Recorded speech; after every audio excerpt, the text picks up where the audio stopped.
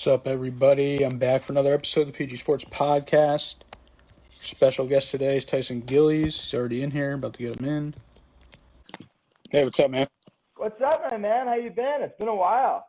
Yeah, no, how you been? I've been all right, dude. As good as everybody can be during these times. Yeah, for sure.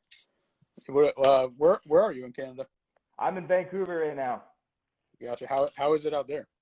Yeah, it's actually pretty good. British Columbia here is doing a good job. They've been keeping everything pretty clean and keeping people safe. We have so much land here in Canada, so it's pretty easy for us to distance ourselves and go get lost in the bush somewhere. Yeah, definitely. Well, yeah. Oh, yeah. First, I want to thank you because you were like one of the first. You're definitely one of the first athletes and baseball players to wear PG Sports. Yeah, I remember. I still have a couple of my shirts that I rock in the workouts and at the gym, etc. Yeah, I'll have to send you some new gear. Oh, baby, this sounds good.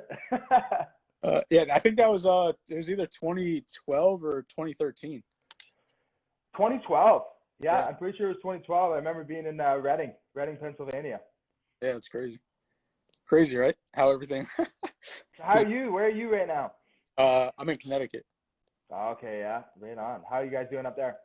We were supposed to open up on the 20th, but now they moved it to the 1st, so I think it was better, anyways. Yeah, the States has been a bit tricky. You guys have so many people there, right? So Yeah, I mean, we're that's supposed. pretty difficult. New York's like the worst, so yeah. Oh yeah, absolutely. So what do you got for me today? You gonna pick my brain, or what are we Yeah, doing? yeah. So yeah, well, so this season, where were you gonna go? Pardon Baseball. me? For this season, where were you playing this year? I wasn't actually looking into playing this year. I think for me, I might be venturing off into, a couple different projects I have in mind. One being getting back on the ice. As you know, I'm legally deaf. I wear the two hearing aids, so I want to. I've been training and working to hopefully try out for Team Canada's deaf team and start traveling with them. Oh, it's dope. Hell, wait, when's the last time you played hockey though? Like in a like an organized game? Oh, really organized probably right after the Bantam draft. So I was around 15, 16. That was about the time I had to make the decision to move away, and I moved 4 hours away and started playing baseball. And from there, the rest was history. But I still, every time in the off season, even though Yeah. technically the Phillies and Mariners didn't like me on the ice, I'd still try and sneak out there for a rip or two. All right, so yeah, give me a like. So how hard was it to make the decision to like focus on baseball and then give up hockey? I mean, my body kind of spoke for itself. I have so much hardware in my shoulder and my foot. As far as being physically able, I could definitely continue to play this game for a long time. But as you get older and you start to miss enough weddings, birthdays, Yeah. time with family, you start to see that those times with your loved ones start being very precious. And I just want to take another step in my life and see what else is out there. Yeah, definitely. Um, yeah. So what's the process for that to like try to make the Canada hockey team? Oh, well, right now, since we can't really get on the ice anywhere, I've been out rollerblading, as some people can see. I've been getting chirped right, left, and center for it, but trying to get those leg muscles back and basically just been working on my shot, my stick handling. And yeah, obviously, my size is going to be something that's going to help me back in the game with that team. So basically, got to be a workhorse, power horse, get out there and play a physical game like I used to. Yeah. What position do you play in hockey? I'm a left winger. All right. So you score some goals. Not bad. I'm more of a guy down low, playmaker type. So more of the Cooks of the world, and just a third line grinder. Yeah, I gotcha. Yeah, and I saw you've been doing some modeling too. How's that been going? It's been interesting. There's another thing I'm probably going to be chirped on after this is over, but yeah, I started doing product shooting and getting into the commercial world here in Vancouver, which is it's like mini LA, and it's been a lot of fun. It's been a great experience, and you meet people with such unique personalities, and it brings it. Yeah, there we go. It makes it so much more exciting to go into shoots and get on set, and it's something I want to start taking a little bit more seriously. So good Has, luck, right? yeah, has any of your work? I saw one of your pictures was like, it looked like a promo picture. Did it get like put up anywhere? Yeah. I've made my way on a couple murals and a couple billboards around the states, but nothing Oh, too crazy. Columbia shoot took off pretty good, and um, so far that's it. I've been doing some shoots with companies locally like Vessi and Bomb AF, and cool up and coming startups that are amazing people involved. So yeah, I'm new at this, and yeah, just like anything, it's a process. It takes time. yeah, definitely. Have you just like walked by and saw your own picture and you're like, oh shit? Yeah, once, just one time, but I'm hoping to, take a picture next to myself at one point and send it to all my buddies. As you'll see here, they'll start chirping pretty soon. Yeah. What does that make you want to get into like anything like acting or something, or like doing commercials or anything? Yeah. Actually, I've done a few commercials now, but definitely want to venture out more into the more scripted acting world. Mhm. Very very difficult. A lot of competition in that. Basically, like a baseball grind all over again. But it's what we're used to. We're never just given anything. So it's Yeah. trial and error. It's the journey of life, and that's why we wake up every day, because we're going to be Mhm. um, yeah, challenged. Well, you're definitely versatile. I, versatile in a couple worlds, I'd say. So Yeah. What about like, because I know the World Baseball Classic was supposed to be next year. Were you gonna play for Canada or no? no, I'm on my way out of that now. I would love to, if they gave me that phone call, I'd be ready. I still throw all the time, and I'll hit here and there, but not really. It just there's so many young guys up and coming that need to get their feet wet and get into that world, because like I said, they're the up and coming, the new breed, and we need to get the new wave in there to basically hold the fort down for Canada going forward. Yeah, definitely. Well, then I guess I got to ask: would you ever consider coaching? Ooh. Well, right now, basically, that's what we're doing now here in Vancouver. I've partnered up with Michael Kraus. You Yeah. played with the Blue Jays when I was with the Phillies. And yeah, we started a facility here in Vancouver as we're working to mentor kids and, share what we learned in the game, and sprinkle a little bit of that on them. And hopefully they have successes going forward through college, professional baseball, and, life in general. Yeah. Now, all right, I'm liking all the new stuff, but let's go back in time a little bit. How about like what was I know how minor league life is sort of, but like take me through it, and like I know you've been pretty much everywhere. Like what was the like the whole experience like? Oh, well, the very first experience was probably that first paycheck back in 2007. I remember being an 18-year-old kid in Peoria, Arizona, and you're so happy. You got your Mariners gear on. Everything's so new. You're away from your family, your parents. You're a grown up, and then you get that check for $216, and you're like, damn, what am I going to do with this? So basically, as anybody else, the minor league grind started with a cup of noodles, PB&J sandwiches, and maybe some bologna if you were lucky. Forget about the mayonnaise. Um, but yeah, other than that, as we kept growing, and the commodity of the people and the kids in the clubhouse, you started to build so many amazing relationships. And I don't even have to talk about the baseball. The baseball side was great, obviously, but it's the relationships of my friends, and I call them family. Like the baseball family is just Yeah. we're with each other every day, like so much more than every other sport. So we really had to lean on each other a lot. And those guys, till this day, we're like this. We're peas in a pod, as you'd say, and we keep in touch with each other just like we would as we were still playing. It's pretty quite amazing. It's very special. Yeah. The only thing I could relate it to kind of is like going to college and like just like living with I've lived with like the same roommates for 3 years. So it was like I knew them for all 4 years, but I felt like I knew them for like way longer. So I'm sure that's how you felt too. Exactly, because you're both being challenged in your life and you're both struggling, and it's just you have to help each other out. Yeah. It's basically, yeah, it's like siblings, and, Yeah. and you're going through your struggles and then you're going through your success, and everybody's trying to make sure that your highs don't get too high and your lows don't get too low. And they'll definitely make sure your highs don't get too high in that sport, because these guys will let you know. Yeah. Yeah. I mean, you could go 5 for 5 one day, you go 0 for 5 the next day. Yeah, yeah. You keep it quiet on that 5 for 5, because when that 0 for 5 comes around, you're gonna get ripped pretty good. Yeah. What about was anybody recruiting you for college out of high school? You know what? I went to a JUCO for 1 year in Iowa Western. Had an amazing time there.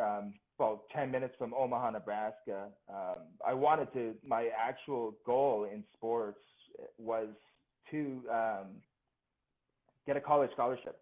I Mhm. always had a dream of going to a D1 school, and I didn't have that opportunity. I never really had anybody scouting me for that. So, I just in the off season I'd go to my friends' colleges to try and live vicariously through them. So, Do you think it was because I don't know, maybe like baseball's not as popular in Canada?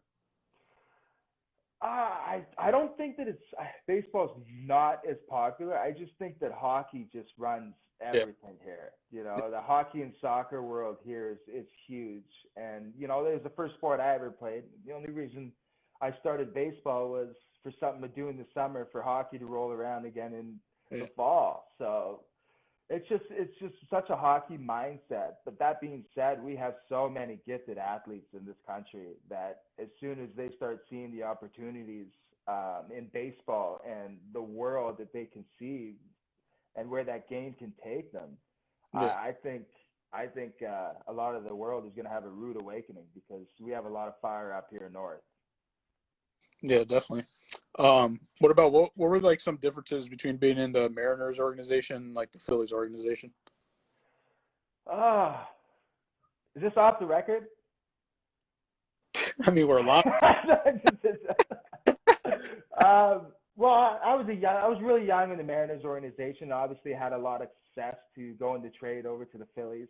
Yeah. Uh, but the Mariners gave me a little bit more freedom when it came to stealing bases, the trial and error up at the plate, and having those numbers and having those success going over to the Phillies organization. And obviously, you start to know older, looking back, that it is a business, and you start getting pulled each different ways for swing changes, and ways that you can develop your game, which is normal. But I felt like in the organization there, it was a little bit too much pressure on the trade, to the point that you wanted a more contact hitter on base, high on base percentage, leadoff type guy, and you wanted him to right away hit home runs. And it's just not.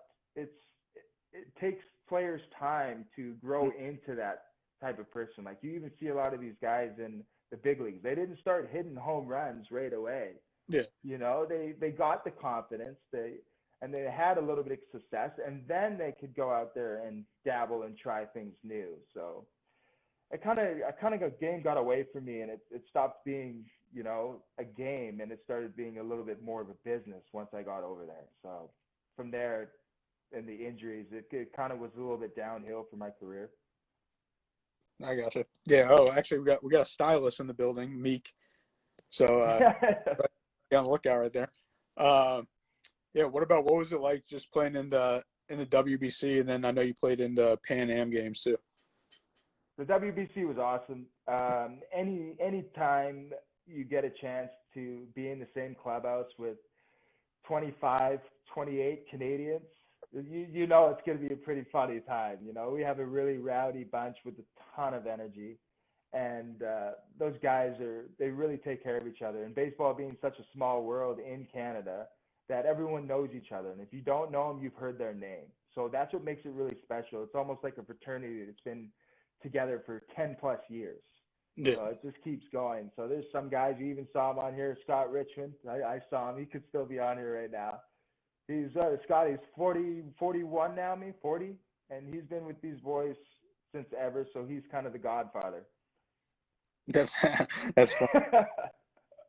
What did you like learn anything from any specific players while playing for the team? Oh, like specific players that I had relationships with? Just no, just on the candidates. Like, did you learn anything like baseball wise? Well, specific players like guys that I had really good friendships with growing up. Like if I was talking about those types of guys, then I'd say Philippe Amonte is probably my guy. You know, we were together with the Mariners, went in the same trade to the Phillies. He was with the Langley Blaze for a little bit in a tournament in Arizona with me when I was 16, 17. So I've known this kid forever, and he's always been, you know, a brother to me, and we've definitely taken care of each other day in and day out, and we're still, you know, just like this. You never really lose those ties with those ones. Yeah, what was it like? I saw you won a gold medal in the Pan Am Games 2015. That was amazing. I mean, we had such a great group of guys. Team USA they were a tough team. You know, they had so much talent out there. Their pitching staff was dirty. And you know what? We had some breaks in the games there, and the personalities of that team, I think, was why we had so much success. And being able to bring home the gold on Canadian soil just made it, you know, that much more special. Yeah, I forget I forgot even what year was the last Olympics with baseball, but I know it was supposed to come back this year, I believe. Yeah, 2020 was supposed to be Canada was supposed to go down to Arizona for a qualifier. Okay. After things didn't work out there in Korea, and then from there, I'm pretty sure that if you didn't qualify in that one, then you had to go right back to a tournament in Taiwan to try and get into that last little spot. So the tough part about it was probably that there were only allowing around 6 teams to be in the Olympics, which, you know, that didn't really make a whole lot of sense to me, you know, just to have a quick 6. So I don't know. We'll see what happens going forward. I know Canada's going to be ready, and they're going to have guys, you know, they'll still be working out right now and keeping the bodies ready for it. I gotcha. Yeah, so I just looked it up. It was 2008 was the last one. Yeah, Beijing. Yeah, I think that's where it was. Yeah, I think it was in Beijing. Yeah, I was basically fresh out of high school then, so I Yeah, had no shot. I know it's weird. I think that's the main reason why they made the World Baseball Classic, because of the Olympics wasn't really doing it. But yeah, I don't really understand why they took it out anyways. Yeah, I have no idea. You know, it would have been a great opportunity for guys on non-40-man, non-major league rosters to be able to play on the world stage, and that would have helped their game progress as they were going forward. Yeah, that's just another thing to put on your resume, Olympian. Exactly. Some Um, bragging rights. yeah, definitely. What about what was I gonna say? I totally forgot. But going into what was it like just going from the minor leagues to like independent ball? Honestly, I started having fun playing baseball again. Okay. I mean, that's kind of what it was, because I was around so many younger guys now, basically being grandpa on those teams and being around these young kids that they were going out with so much energy every day. And a part of you, once you're in the minor leagues and you're, you know, having your success and failures, you forget about that one part, that you are playing a game.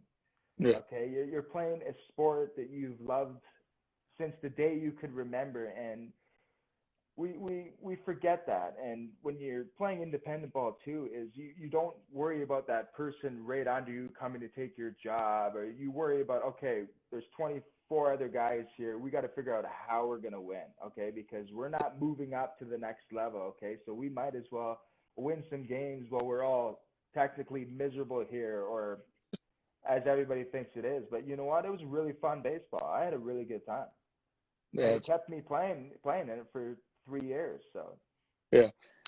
I figured out the question. I was going to say, you know how they just moved the draft? I believe it's only 5 rounds this year, and then Yeah. I think next year they're changing it to 20. So what's your feelings on that? You know what? It sucks. It sucks hearing about that. And I know I even see guys at our facility here, working day in and day out, busting their ass, for the draft, Yeah, for college, and just to see that, it really hits you close to home, because it was we were all that kid sitting there putting the time in the gym, making sure we're getting the right nutrition in our body, the right sleep, and it's so to have that experience this year, like your year, yeah, I'm kind of speechless. I don't really know what to say, but I'll can tell them if any of them are listening is you don't worry about it. Like it's very beginning. You're still young. There's plenty of chances to break into this game some way somehow. yeah. I mean, 5 rounds is that's just crazy. But I mean, 20. I mean, I could see it in general because I know it's 50 rounds usually. So I Yeah, mean, I could see them cutting a little back. But I mean, even 20 rounds, that's kind of. I mean, a lot of people are not going to get a chance. I know, and it's. But a lot of those guys are going to be going into the independent leagues, and where the scouts are going to be, they're going to be right there in the independent leagues scouting these guys, and they'll be like, "Oh wow, we overlooked this one," which happens a ton in this game.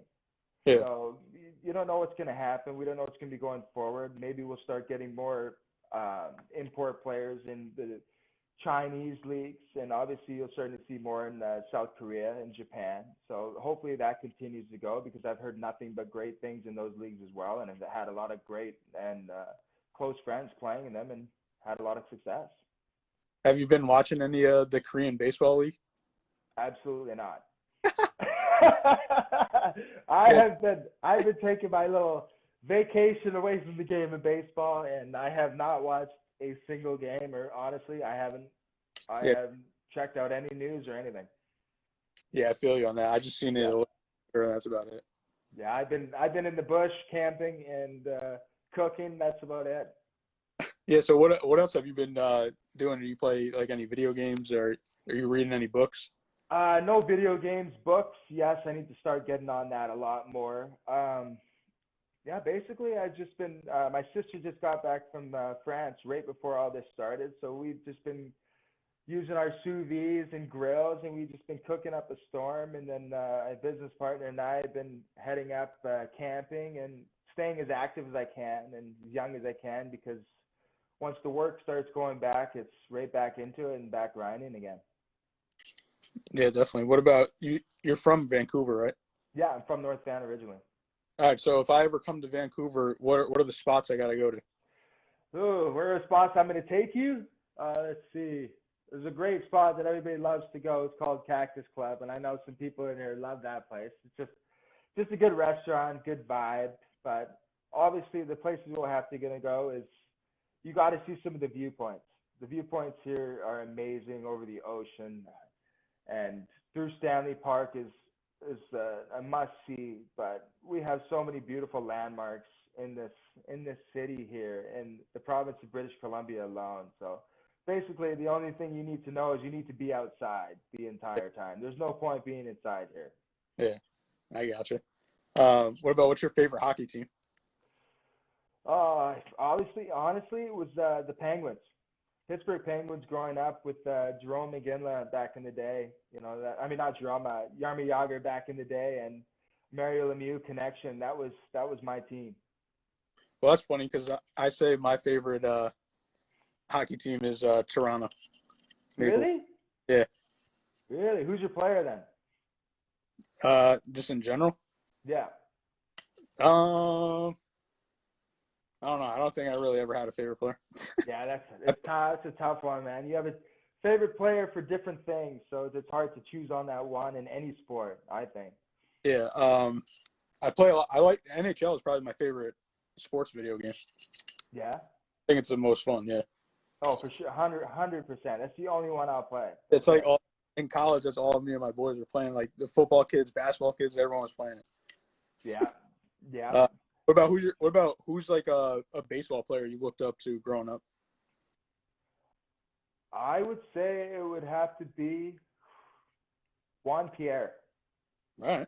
I Juan like, Pierre was he was my guy growing up. You know, didn't exactly like kind of me. Didn't care about the flair, wearing the big arm sleeves and the baggy pants and the flashy cleats. You know, he just got up there, pants up, and just grinded every day.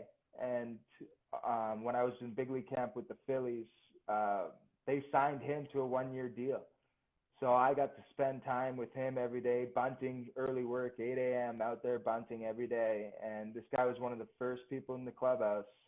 And he'd already put in, what, 12 years into the big leagues at the time. And it just goes to show, you know, why he had that success, because he always put himself out there. He was always working hard, and, you know, it never stopped. I also love the fact he used one glove for 9, 10 seasons. So I was like, that's pretty impressive. I'm a one guy glove too. One glove guy. There we go. that's crazy. Were you like starstruck when you met him? um, I wouldn't say starstruck, just because from his personality, watching him on TV in the games, I knew he was going to be humble. Yeah. You know, just the way he did his day to day, and you know, hearing about how he is as a person, I knew he was going to be humble. So it was just right up, shake his hand, look him in the eyes, and he probably already knew, like, much respect. The only person I've ever actually been starstruck was probably the time that I was with the Mariners in big league camp, and Griffey came back. That was Okay. probably the only time, and then I got to go to the Major League Exhibition Series with them, and yeah, Griffey and I just kicked it and cracked jokes in the bench, because I wasn't playing obviously, but he had the day off too, so. And yeah, I mean, that was probably the only time in my career I've ever been really starstruck by anybody. Yeah. So did you get to meet Ichiro too? Yeah, oh yeah, I played probably around 20 something games in that spring training, so I played with them all for a month. It was precious, I'll tell you that. Yeah. Yeah. I mean, he's definitely one of the best hitters ever. Oh, unbelievable. You should see him hit batting practice. Was he hitting home runs? That's the myth. Oh, everything, everything out, everything out, everything pulled. Everybody thinks, oh, he's such a good little sled. No, this guy has pop too. But you know, he stuck to his strengths, and he didn't Yeah. try and do too much. Yeah. And that's why he played for as long as he did and had as many hits as he did. Trusted the process. Yeah. Definitely. Well, if you ask me my favorite MLB player, I could give you that one right away. Who we got? Alfonso Soriano. Ooh, really nice. With that 30, what does he swing, like a 36-ounce bat or something like that? 36 It's, is it's like just that massive fungo he takes up to the plate. But wow, what a specimen of an athlete though, hey? yeah. Jeez. Yeah. Definitely. What are, like, I know we kind of already talked about at the beginning, but like, what are some things you want to do, say, like, off the field, off the ice, like business wise? Not really business wise, but obviously something that touches close to home. Oh, what's up, Shane? Something that touches close to home. I want to start getting a lot more involved in the hearing community, as I've been writing down, spending time reading, writing down content, and basically just putting down my life experiences. Because as growing up as a hearing impaired kid in Kamloops, British Columbia, I didn't really have a mentor to look up to, and somebody to kind of relay my frustrations on. And that's something that I basically want to really further. And that's basically what I really want to take into this next phase of life, is start motivational speaking for the deaf and hard of hearing. And obviously, it's something I have a lot of experience with, the most experience of anything else in my life. And basically, I have a story to tell. And now I just got to get up on that stage and tell it. And hopefully somebody can take something from it, and it can help them and be a little bit more successful in their life in the future. Yeah, definitely. No, I'd say that's definitely still business stuff. It's still Yeah. business. So everything turns into Yeah, a business, but you know, it's like I said, it's close to home, and you know, it's what I've always envisioned myself doing, and it's what everybody's been telling me to do for the longest time ever in the back of my mind. So time to go. Don't Yeah, have 140, 150 games to play anymore, so I got the time. yeah, yeah, definitely. What like has anybody else reached out to you that like has been deaf, like an athlete or something, for advice? Oh yeah. People reach out. People reach out all the time. Basically, if it's sports or life questions, but mostly it's going to be people reaching out for baseball. But a lot of people in the deaf community have been reaching out to me. A lot of parents with their kids. And if you ask my parents some questions of what it was like raising a legally deaf kid with no hearing aids, because they didn't find out till I was 4.5, and it was quite an adventure for him. Probably the minor league grind, as we'd say.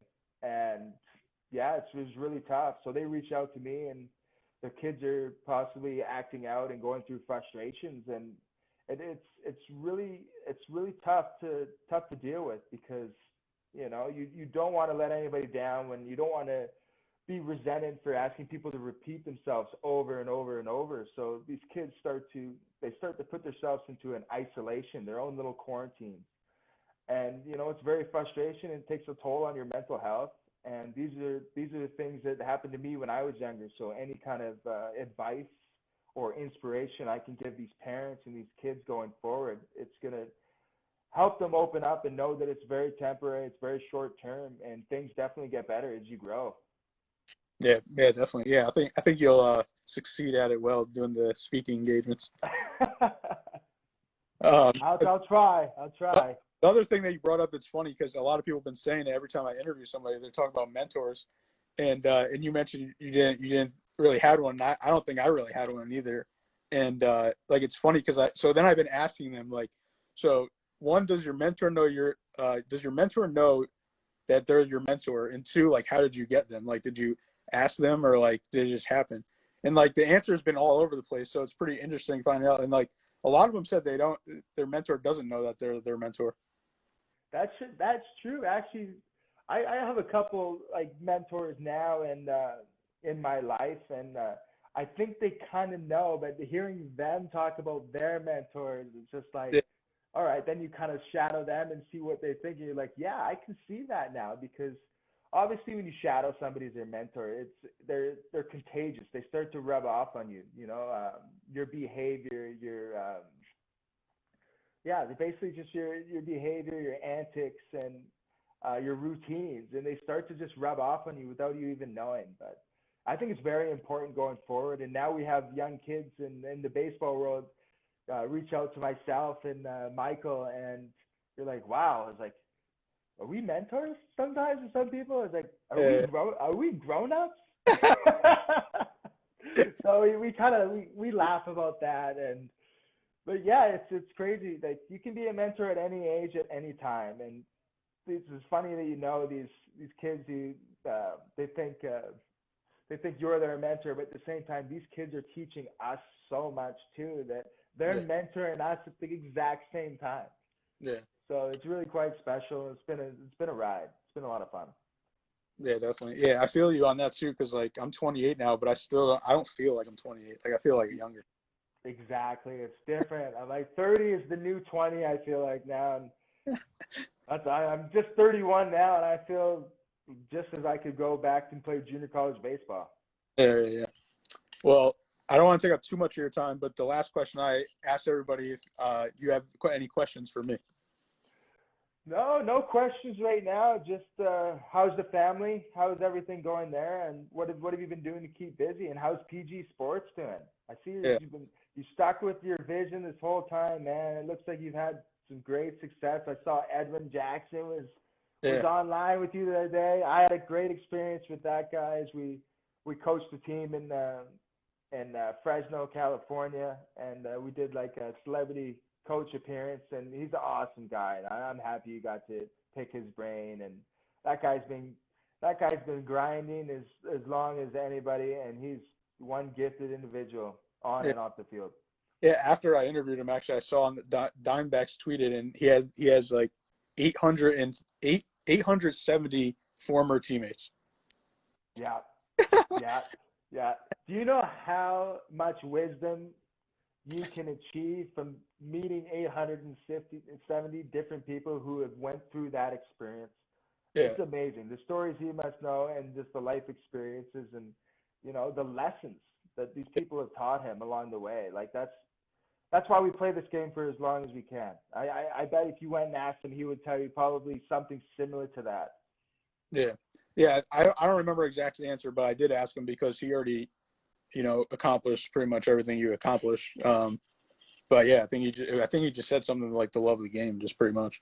Yeah, absolutely. Yeah, what's going on with me? Yeah, everything's good. I mean, everything. I'm good here. Everything's good. Yeah, just been grinding with PG Sports, doing all these interviews now. So I mean, it's kind of cool in a way that I've been getting to do a ton of interviews, and everybody is pretty much saying yes because we got nothing to do. So I mean, it's been fun in that aspect. But I mean, hopefully, the new normal life comes back soon.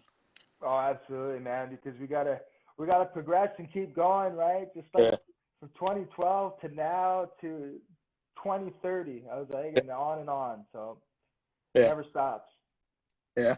Well, I appreciate you coming on, and best of luck with everything. Obviously, I'm gonna be paying attention, and yeah, hit me up whenever you need anything.